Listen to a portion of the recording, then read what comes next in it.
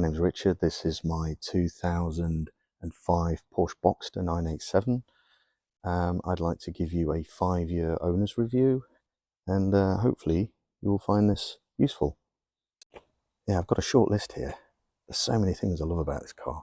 Anyway, right, so let's go with the pros first. Things I love about this car. I love the looks. The front and the side profile are quite impressive.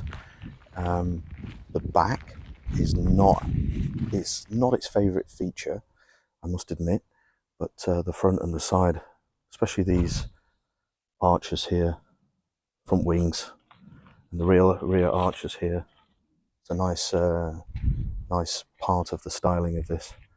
And the lights, these are much better than the 986 fried egg style. These I like.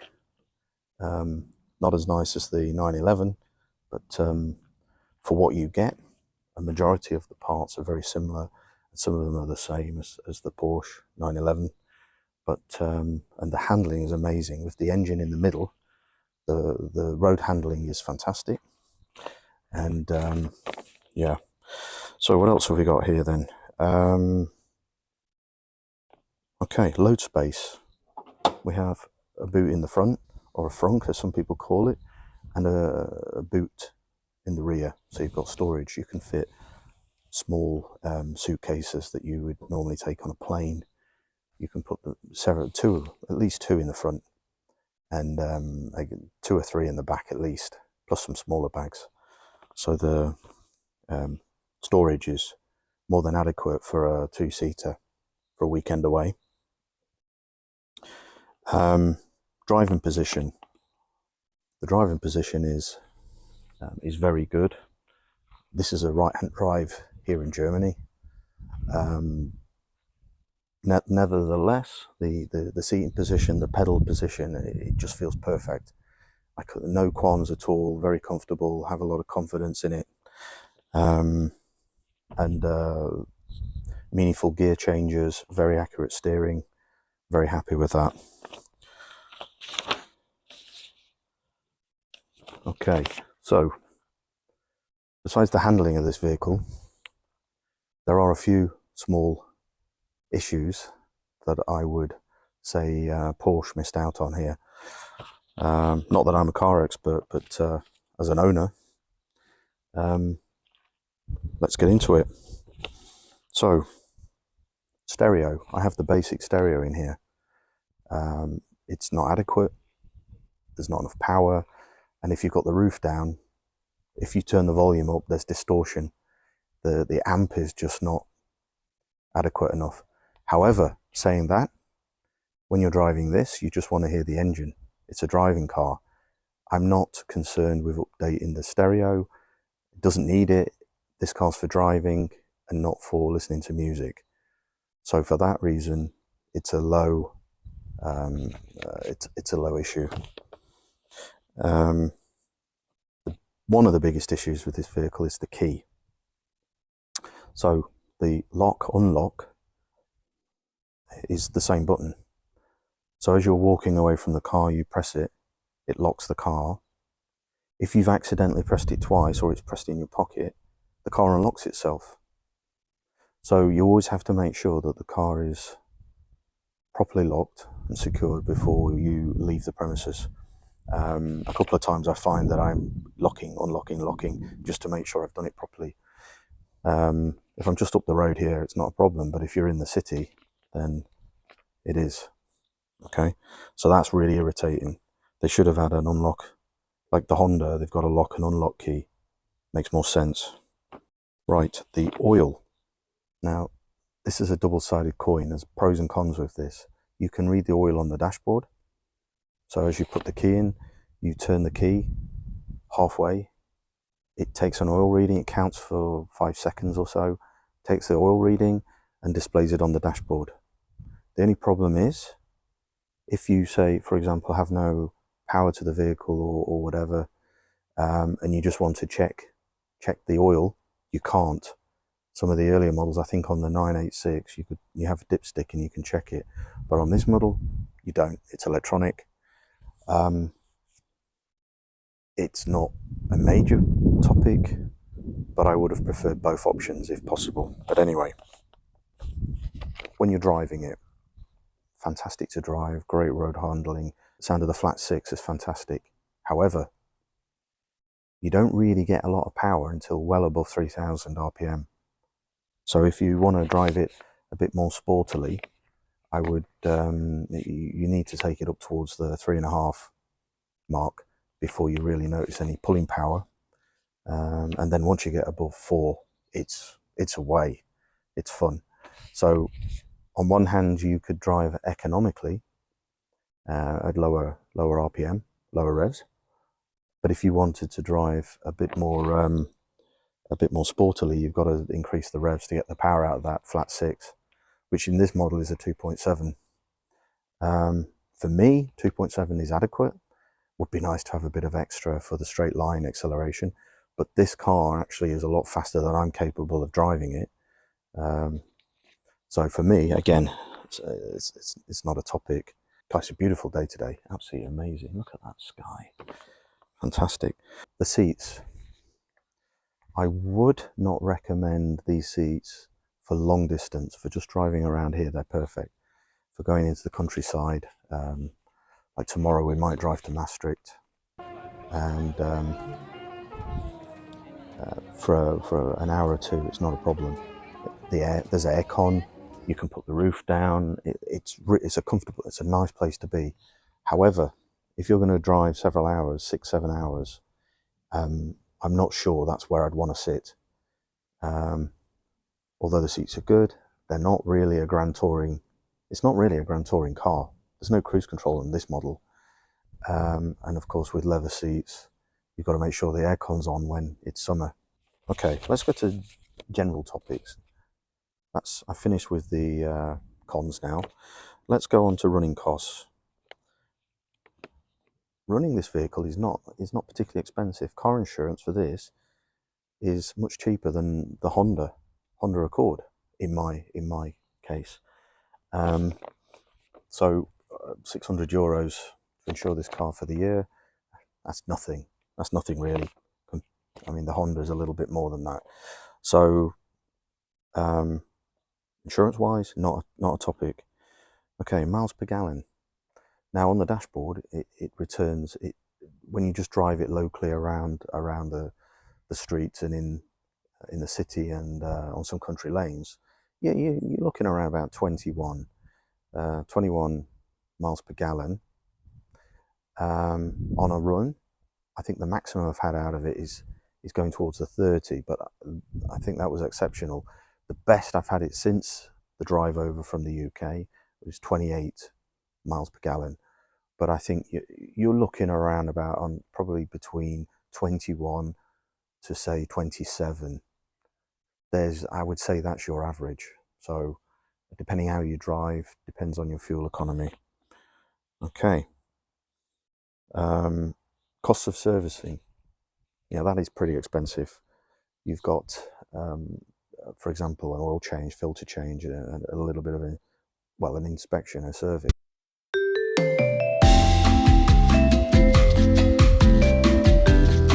Okay, I'm back.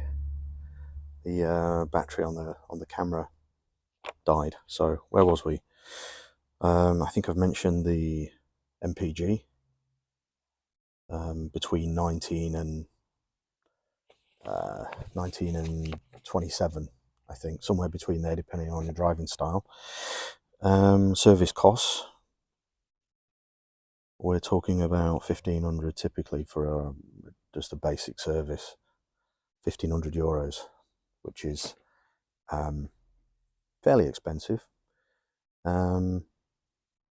Yeah, but it helps to maintain the sales price. If you ever come to sell the vehicle, you can you basically can get more if you've had it serviced properly at either a specialist or the Porsche dealership. This has had both specialist and Porsche dealership. In the UK, it was serviced by ePorsche and a few other Porsche dealerships, and here in Germany, it's Porsche up in Beensberg, near Cologne, and also DK Sports, which also are a Porsche specialist, which are in the local, close to Beansburg as well, Bergisch Gladbach. So, depreciation costs. I don't see any on this. I only see appreciation. It's at that age where all the depreciation has gone, and you're now sitting on an asset that will appreciate as long as you maintain the costs, maintain the servicing, the repairs, make sure the service history is up to date and so on, and you take care of it, keep it clean, repair it whenever needed. Then of course it costs to keep these things on the road, insurance and servicing, but as an actual asset, don't see it as a major topic regarding depreciation. But anyway, of course it's not like a Lamborghini Countach, or they're going for hundreds of thousands now. But yeah, these are in the region of between 10 and 20, 10 and 20,000 at the moment. Here in Germany, you won't get one of these less than 19,000 euros. In the UK, you could get these from, recently I've seen them online for about 10,000, but you've no idea. There's no guarantee the service history is fully maintained at 10,000. If you want a full service history, you may pay a bit more, I would imagine. For the 987, obviously you can get the 986 for a lot cheaper. The older the car, you've got to make sure you've got the service history. Okay, another topic that seems to crop up is the IMS bearing. I think, I'm not an expert on this, so I think there are 3 different varieties of IMS bearings. There's single, double row, large. Maybe I'll put a link in the description. But basically, this model, you cannot replace the IMS bearing without stripping the engine down. There's no access from the side of the engine to replace it. I think on the earlier models in the 986 you can replace the bearings. On this you can't. However, the quality of the bearing in this particular model is not really an issue from what I understand. The 2.7 has a fairly strong bearing, and it's incredibly low to see a problem on these anyway. When you start getting into the 3.2, 3.6, the larger engines in the 911s, then you're going to see problems related to bore scoring and the IMS bearings in the earlier models. I think in the later models, the IMS bearing has been resolved, but in the bore scoring, usually the more powerful the engine and the lining of the cylinder usually indicates that there's more risk than another particular type of engine. So on this, it's the lowest risk. The IMS bearing is the lowest risk on the 2.7. That's my understanding. If I'm wrong, correct me in the comments below. Okay, so let's have a look around the vehicle. Fuel cap is nicely integrated into the wing.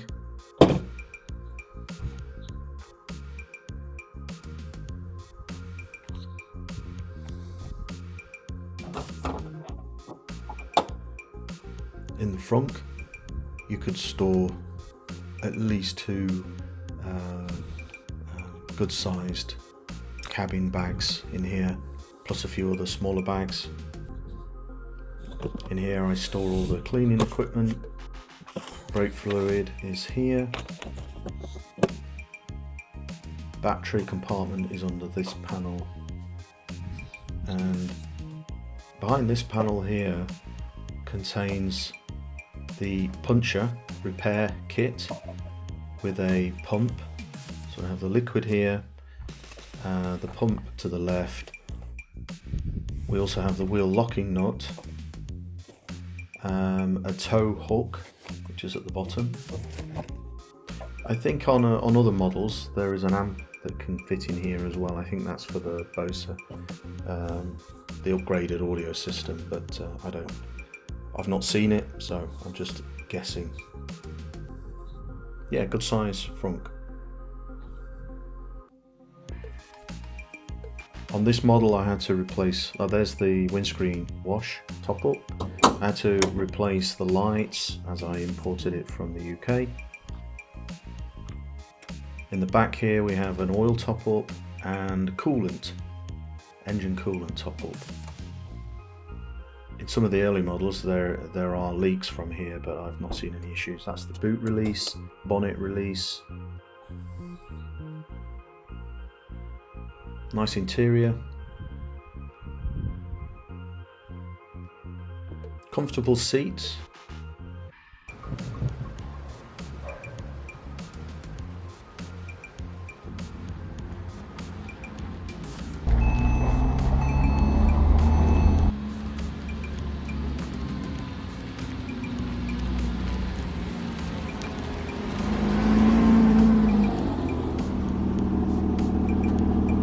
Great sound.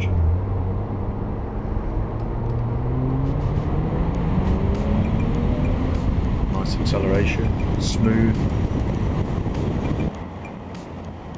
Okay, we're on a German Autobahn here, and when conditions allow, I accelerated well above 100 miles an hour.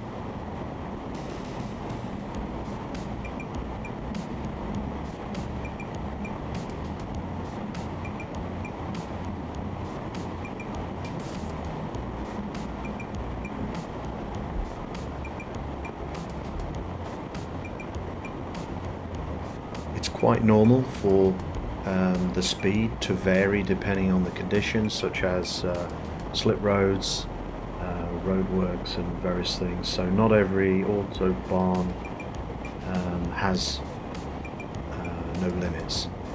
Quite often you'll find there are limits between certain stages of the motorway, and then as you get to the open stretches with no slip roads, then the speed limits are unlimited.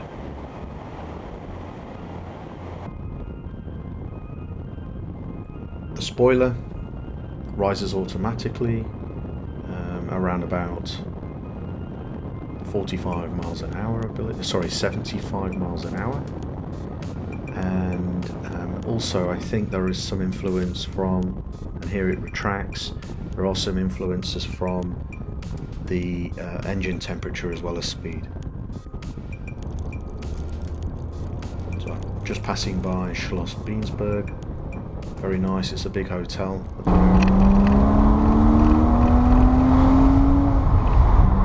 Great pulling power when you get the revs.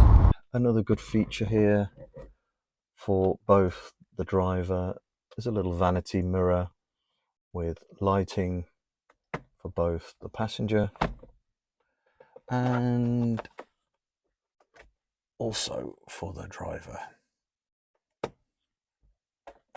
which is always useful when you want to do your lippy at 100 miles an hour. Here is the spoiler controls. You can raise and retract the spoiler as necessary, or you just leave it alone and the vehicle will automatically raise the spoiler when you hit, I don't know, 75 miles an hour or something. But it also has some dependencies on the engine temperature and car speed. So, and then we have the PASM control here. Okay, for the dashboard, we have the miles per hour here, but we also have kilometers an hour here. So using this little control down here, we can go through the menu options and we can configure both kilometers an hour and miles an hour. Now that is a big bonus when you're importing a vehicle from England to Europe. So we have miles an hour, we have distance down here, We have the rev counter in the middle with kilometers an hour, the radio information, and in the right dial we have temperature and fuel with a clock and outside temperature. It actually feels a lot warmer than 19 degrees, but anyway. So we have air vents. There's 4 altogether, 2 in the center, 1 on the left here, a nice door panel with a chrome handle to open the door. We have a glove box, loads of room in the glove box. This is quite a popular feature for these vehicles. We have the cup holders. I still think these are brilliant, well designed. The fact that you can hide them away and you wouldn't know they're there. They're adjustable for different size cups. Put it away. And there's also one for the passenger. Adjustable, same again. Or you can have them both out. That is cool. So, and they actually work as well. Okay, CD player. Single CD player in this. This is the basic head unit, which is the CDR24. Yeah, quite prone are these buttons here. They become sticky. I've cleaned these. There's no issue from my perspective on these buttons. Everything's in order. The only problem I found was the temperature and the fan speed. They become very, let's say the rubber becomes rubbed away by people's nails or friction from their fingers. It rubs away the writing and damages the black rubber. However, on this vehicle, I've replaced both of these with brand new buttons. They were a little bit worn, but I put brand new ones in, which you can buy from Design 911, something like that. I think they're around about £100 for the pair. Gear changer on mine, I have 5-speed. Little cubby hole down here, which I normally put in the garage key and so on. Handbrake. I've got a handbrake here. It's in leather, same as the door handles. And we have a little cigarette lighter, which you lift up. I do think there's a light in there. Let me just check by switching on the lights. Yeah, you see, when you turn the lights on, there is some backlighting in here. Let me cover my torch. There we go. So there's a cigarette lighter here. And in this one, it doesn't look used. It's perfectly clean in there. I mean, maybe it has, but it doesn't look it. Close that. And then we're in the center area here. We have a little storage area where we can put some coins, some other bits and bobs in here, and then we have a cigarette lighter. Now I've used this to charge the phone in the dashboard. As this is a driving car, like I said before, it's enough just to have a little bit of background music, but you listen to the engine, which is right behind you here. And inside, below the back window, you have these 2 little drawers here. Now on the upgraded version, you have I think it's a Bose sound system woofer or whatever speaker here, but on this one it's quite a large little storage area. Here we have the oil measurement. Here we go. So 5 seconds, it then displays the oil level. One irritating thing about this is if you didn't pay any attention on this, it's about 3/4. But if you try and do it again, okay, so if you try and start the engine, literally turn the engine over, the oil level is going to be different, and then it requests that you wait for 5 minutes before you can then take another reading. That makes complete sense, because the oil level needs to drop after you've operated the oil pump. So yeah, that's the oil reading measurement. On the door card we have a chrome effect handle, which is very nice, next to the driver's window and passenger window. And just up here we have the wing mirrors, left and right operation. And down here we have a very large pocket. You can get a couple of cans in there easily. Small umbrella and a large family from wherever. Packed lunch and a Sunday roast. Not an issue. We have the light, the right air vent, display as discussed earlier. On the roof, which I don't think I've mentioned, you push in this button, you release the hook. Now you have to make sure this is all the way back, because if you're not careful, this hook will press on a little micro switch in there, and even though it's out, it doesn't, so you can hear that click. So now the switch thinks it's out, but physically it's not 100%, it's 99% out. And if you try and operate the roof button, which is just here, you will potentially break the connecting arms to the roof motors. There's a roof motor left and right, and they have this arm.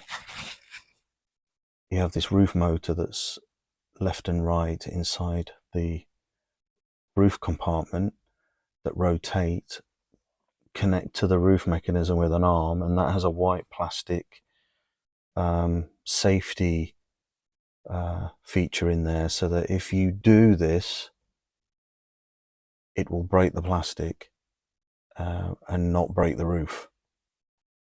And you've got to be very careful that you completely push the arm, the release mechanism, all the way to the top before operating the button down below next to the handbrake.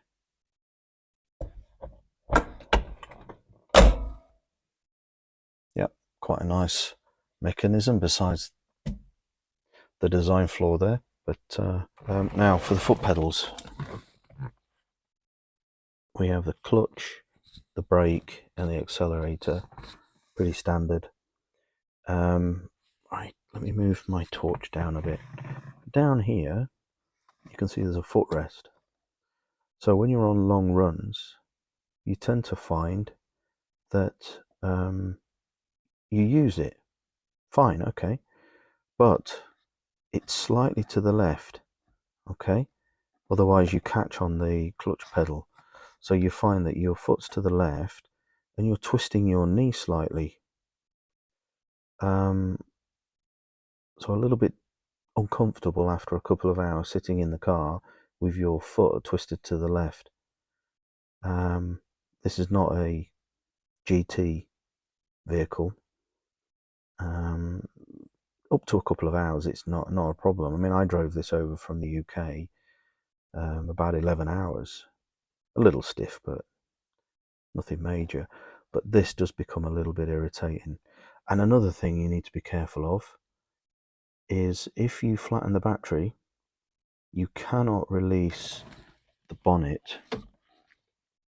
You cannot release the bonnet here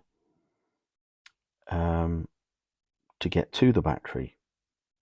So you have to get a special, well, not a special, you have to get a battery pack and connect it in here.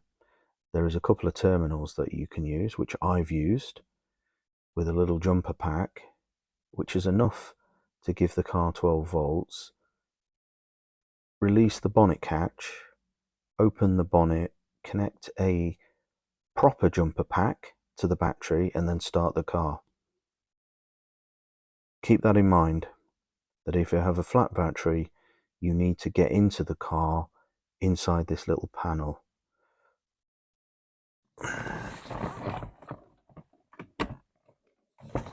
There we go.